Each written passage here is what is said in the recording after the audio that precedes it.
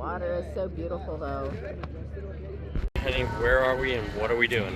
Our amazing Australia adventure continues, and after a couple of days in Sydney, we flew to Cairns for a day trip to the Great Barrier Reef Australia. We arrived in Cairns the afternoon before our planned full day at the Great Barrier Reef, so we took the opportunity to explore the city of Cairns downtown area for a few hours. Downtown Cairns definitely is a tourist town with a lot of small restaurants and gift shops, yet it still had a fun, small beach town vibe which we loved. There also were several art installations throughout the downtown area, including this one featuring traditional Aboriginal shields.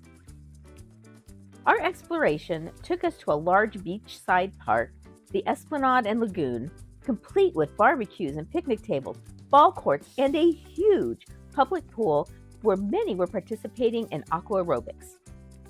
Now, we did think it was odd that there would be such a huge pool right next to the beach. It's like the beach is just over yonder, but it looks like there's also like a public swimming area here. But when we actually got to the beach, it was obvious that the ocean really isn't accessible at this location.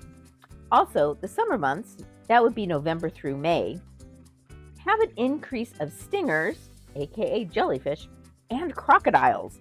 So having a public pool available during these hot months makes perfect sense.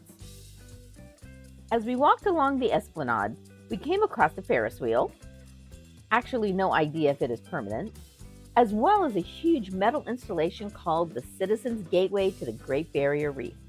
It depicts a wave of marine creatures and birds led by a life-size stingray.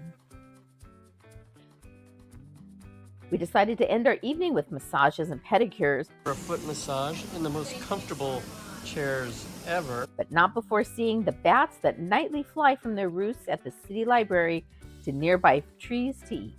Bright and early the next morning, we boarded our Reef Magic catamaran and headed to their pontoon located within the Great Barrier Reef. On our way to the Great Barrier Reef.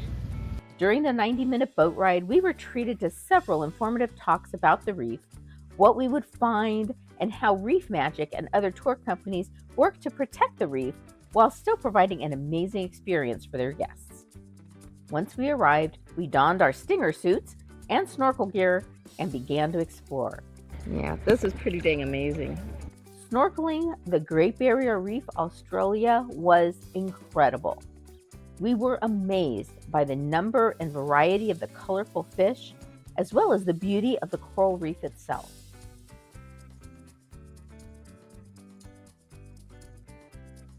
We were surrounded by schools of fish and even saw a turtle. We snorkeled for about 3 hours, had a surprisingly delicious lunch, then opted to relax and take a tour on their glass-bottom boat. During the tour, we came across Wally, the giant grouper that frequents the pontoon area. We also learned that 90% of the reef in this area had been damaged or destroyed earlier in the year by a devastating cyclone. And the guide pointed out the debris fields that explained a lot about what we had seen earlier while snorkeling. Before we knew it, it was time to head back to Cairns. On the return, some of the crew members shared some of their ancestral music with instruments essentially made with tree branches.